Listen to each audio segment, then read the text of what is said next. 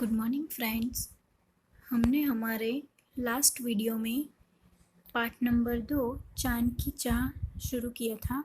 उसमें बात की थी कि दो तितलियों की बात है।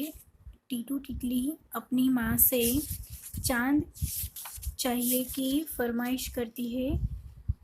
वो बोलती है कि मुझे चांद चाहिए। तब उसकी माँ उसे समझाती है कि जैसे चांद अपनी माँ के साथ कहानी सुनती है, वैसे मैं आपको कहानी सुनाती हूँ। चांद भी अभी खा रहा होगा, दूध पी रहा होगा, वैसे तुम भी खा लो और दूध पी लो, फिर मैं आपको चांद की कहानी सुनाऊंगी। वैसे अपनी माँ टीटू तितली से कहती है और उसको मना लेती है। तो आज हम आगे देखते हैं कि क्या होता है। अच्छा, समझ गई, लेकिन माँ फिर दादी जी क्यों कह रही थी कि चांद में एक बुढ़िया रहती है?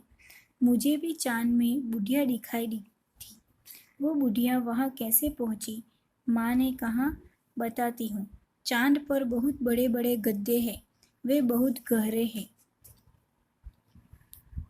गड्ढे यानी कि खड्डे, बड़े बड़े खड्डे हैं। चांद पर विशालकाय पहाड़ भी है। विशालकाय यानी कि बड़ा। सूरज की रोशनी कहीं पड़ती है और कहीं नहीं। इसी वजह से चांद में कुछ छाया तस्वीर बना देती है। चांद के पहाड़ चमकते हैं।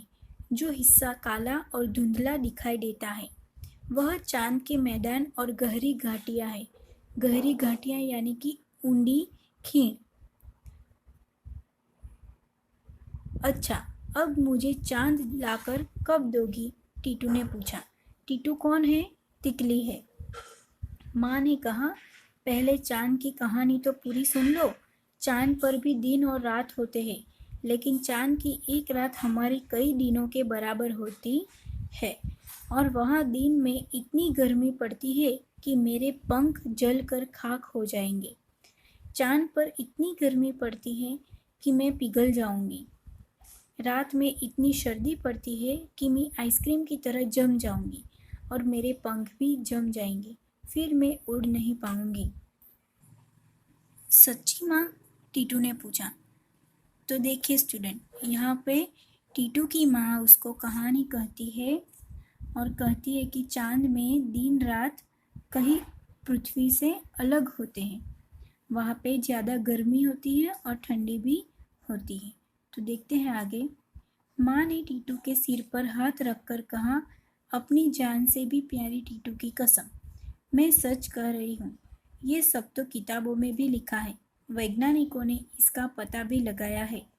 यही नहीं, यदि मैं किसी तरह चांद पर पहुँच भी गई तो मेरा वजन 6 गुना कम हो जाएगा। मैं सोच रही हूँ कि अपनी टीटू के लिए इतना भारी चांद कैसे उठाकर लाऊंगी। तुम ही बताओ। टीटू अपनी माँ से चिपट गई। आंखें बंद करती हुई बोली, मुझे चांद नहीं चाहिए, मुझे मेरी माँ चाहिए। आप मुझे छोड़कर कहीं नहीं जाओगी। देखिए विद्यार्थी मित्रों, यहाँ पे अब टीटू का मन बदल जाता है। वो बोल रही है टीटू तितली कि मुझे अभी चांद नहीं चाहिए, मुझे चाहिए। माँ ने कहा, ठीक है, मैं अपनी प्यारी टीटू को छोड़कर कहीं नहीं जाऊंगी। अब मैं अपनी प्यारी टीटू को लोरी सुनाती हूँ, वो भी चंदा मामा दौड़ के आना, कुछ दूध कटोरा भर कर लाना, उसे प्यार से मुझे पिलाना, फिर लौट के न जाना। टीटू लोरी सुनते सुनते सो गई। फिर टीटू तितली ने कभी भी चांद लाने की जिद नहीं की। सो स्टूडेंट्स, हमने देखा कि टीटू तितली अभी कभी भी जीत पकड़नी, चांद को लाने की जीत नहीं पकड़ी और वे अपनी माँ की बात सुनते ही मान गई। तो हमें इसका होमवर्क करना है। इसमें शब्दार्थ दिए हुए हैं। आपको ये शब्दार्थ नोटबुक में एक बार लिखने हैं और मुहावरों का अर्थ भी एक बार लिखना है।